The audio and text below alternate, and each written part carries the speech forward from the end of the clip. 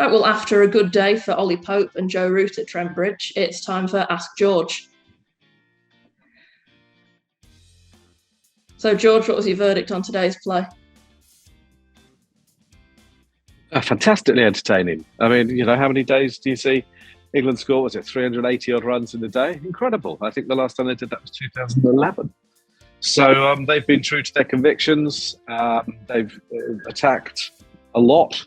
And probably most, obviously you've seen Joe Root, a great player at the peak of his powers, score a century. Well, there's a lot to like there.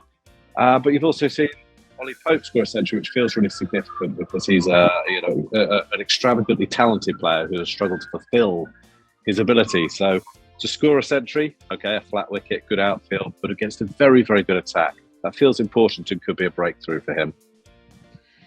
Well, William Francis comes straight in on the Ollie Pope theme. He asks, as good as his innings was it slightly irresponsible of Pope to get out the way he did and expose Bairstow to the new ball? Crikey. That seems like that does seem to be finding a cloud among the silver and gold. If you ask people to play fairly aggressively and they're trying to win. They're trying to win against a side that's got a monster score. At about the time he was out, we were only the halfway stage of the game. So, Johnny Bairstow's a big boy. He can play. So no, I don't think so. You can't really ask them to go out and attack. It's a bit like a coach shouting, score 10 and over, but don't get out. Well, Jack Rule also sticks with the Johnny Bairstow theme. He asks, is it time for Johnny Bairstow to be replaced by Harry Brook? Crikey, there's it just seems like a strangely negative theme. I mean, I'm a very negative fellow, clearly, but and I love a bit of negativity in my life. But I've just seen this sort of thrilling day's cricket where England have.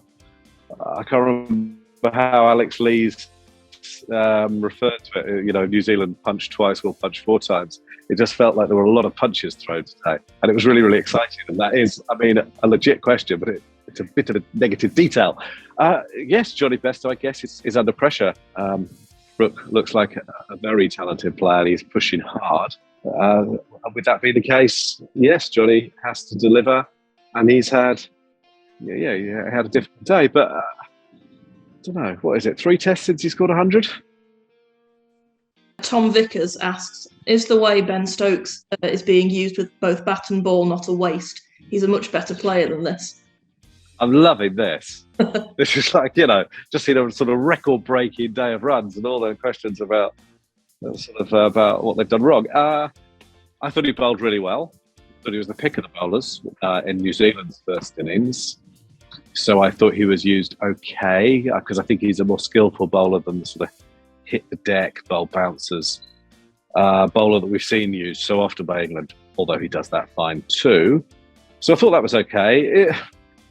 And then he came out swinging, and it was thrilling, but it was a little bit frustrating.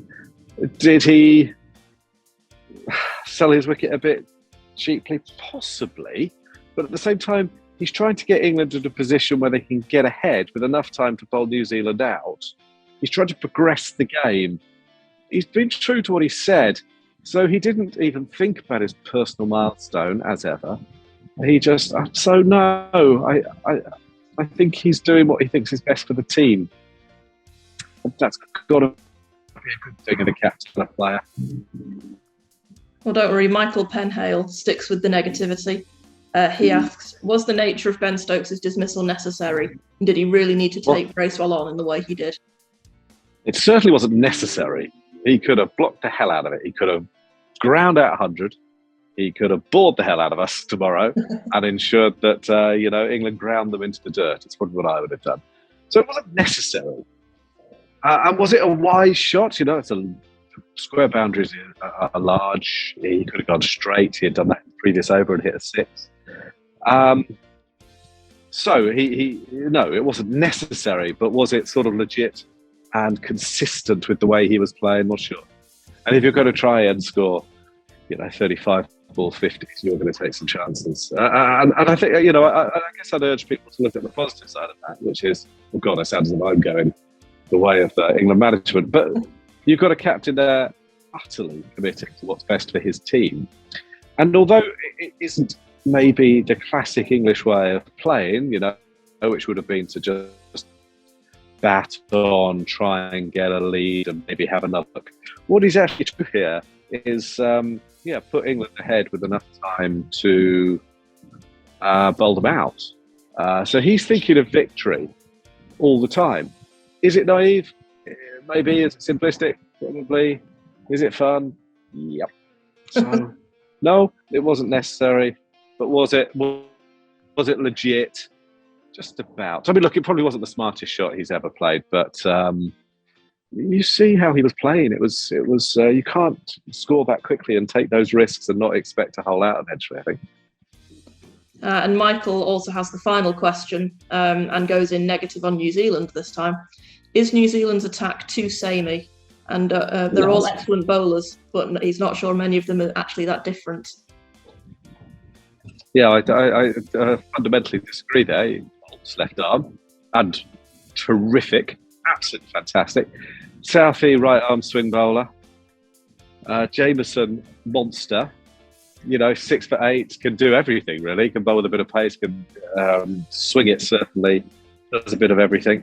And Henry does a bit of this and a bit of that, so he might be the one. You could have played Wagner as well, but there is a left armer in there. There is a very tall bowler in there, and actually Bracewell, I thought, bowled quite well in tricky conditions. So, there's a reason why they won the World Test Championship, this attack, basically.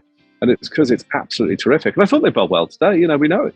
It's a pretty flat wicket. Well, it is a flat wicket. It's a good wicket, I should say. It's nothing like the 2014 wicket. There's a danger people look at the scorecard and just think this is a bore draw. In fact, I know some of my colleagues think that. I don't think that. I thought there's enough pace and bounce in the wicket to make it a contest. That's on top, sure. But, there's a bit of, I think, is it 9 missed chances in the field across the game? I think it is.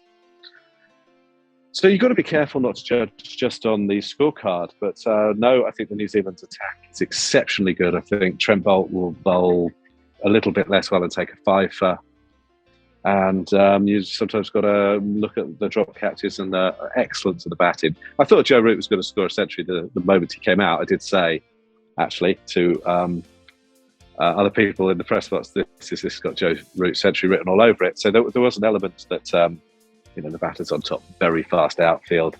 He is so adept sort of getting on top of the ball and guiding it behind square. No, that anyone's ever been better at it. That, there were a lot of things in his favour, but... and the other thing is, who else would you have played? I mean, Wagner, that's fair. Or Patel, maybe. I mean, I thought it was a really good attack.